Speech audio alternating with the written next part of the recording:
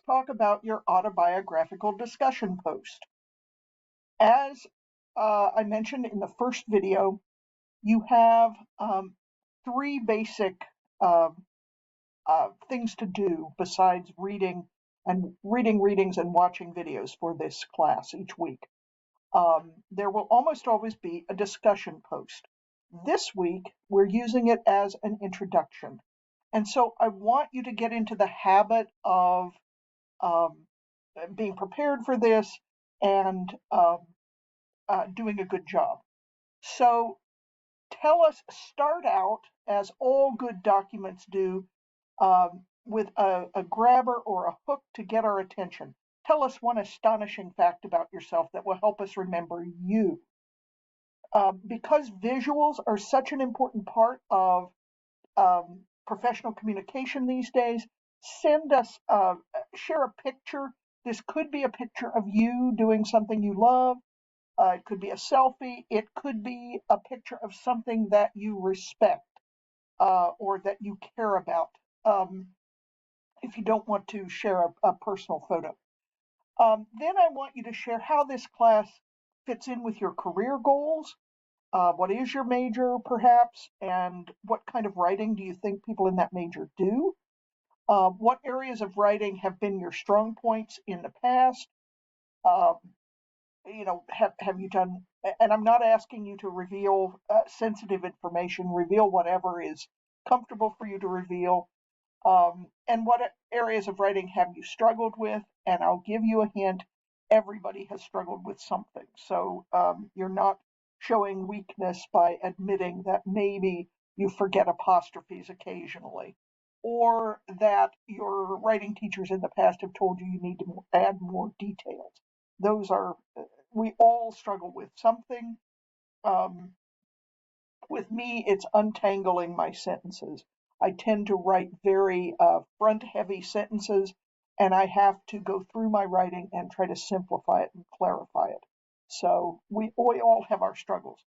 And then I challenge you to set 3 goals for yourself this semester. And these could be writing related goals, they could be uh, things you're going to do in your writing. They could be uh, goals for being a better student. Time management, especially in online classes, is often an issue for people. So I challenge you, what goal are you going to set for yourself in terms of time management? I will tell you, you can expect to spend at least 8 to 9 hours on this class every week. And that's really not out of line with what you would spend in attending classes in person and doing outside assignments. So in your budget of time, I would say 6 to 8 hours every week is about average. Some weeks more, some weeks less. But again, 3 goals. Again, were comma splices or sentence faults a problem for you? Then that could be a goal to get those out of your writing for good. I hope you do that. It could be that you want to say you are going to um, finish every assignment on time and not wait until Sunday at 11 o'clock to finish everything. That would be a good goal.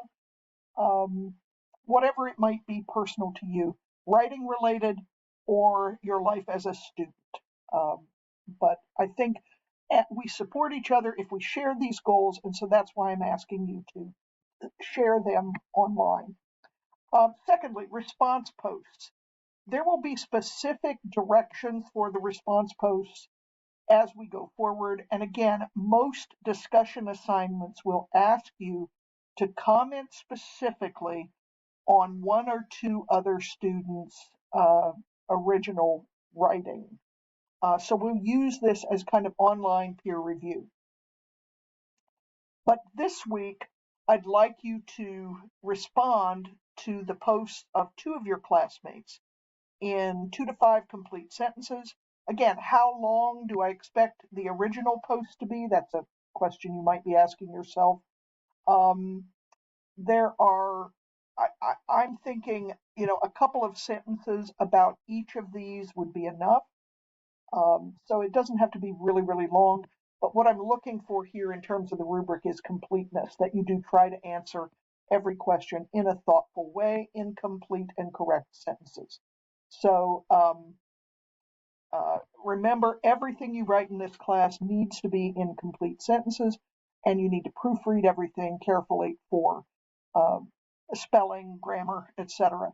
And why? Because in the professional world, um, people are pretty unforgiving about, especially about sentence flaws and incomplete sentences.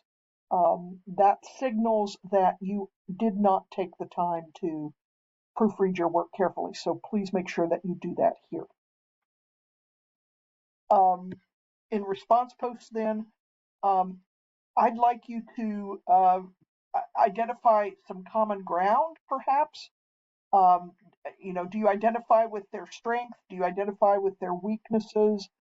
Common interests, maybe they mention in their wow statement at the beginning. And then from your own experience, what could you share to encourage them? Or what questions would you like to ask them? You don't necessarily have to do all three of those. It depends on what you see in the original post you're responding to. But to get full credit of 5 points for each response, you need to put together at least 2 to 5 complete, interesting sentences, more than just "I agree with you." You need to explain why in each case. So again, try to be as specific as possible. And here are some ideas that you might want to think about. All right, I would always, even in an assignment like this where you are responding to people, I would always type your responses out in Google Docs or Word and save them, and then copy and paste into the discussion box. Why do I say that? How many times have you had your whole assignment go away forever because Blackboard crashed, your Wi-Fi cut out, your computer went down, Fairmont State's computer went down? It's just safer to keep copies of everything you do for this class. So should something awful happen with Blackboard, you can easily copy and paste and upload it and send it again. Again, I want you to prevent disasters and 11th hour pleadings as much as possible. Right? We've already gone over the fact that in order for you to get full credit for discussion posts, you must submit them before um, Sunday midnight. Everything. I'd like you to do your initial post by Thursday midnight so people have a chance to read and respond over the weekend. But I won't take off points unless things are missing at Sunday midnight. If you can't do an original post, you can get up to 10 points back if you do comment on other people's work, even if you didn't post your own. Now, I don't encourage that. The majority of points, 20 points for the actual assignment, is based on you posting your own materials. But again, some points are better than no points. So the rubric follows.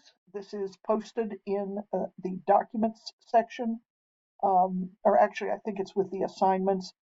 And it's a very simple rubric, so that's there for you. Okay, good luck, and I really look forward to getting to know each of you better through your autobiographical discussion post.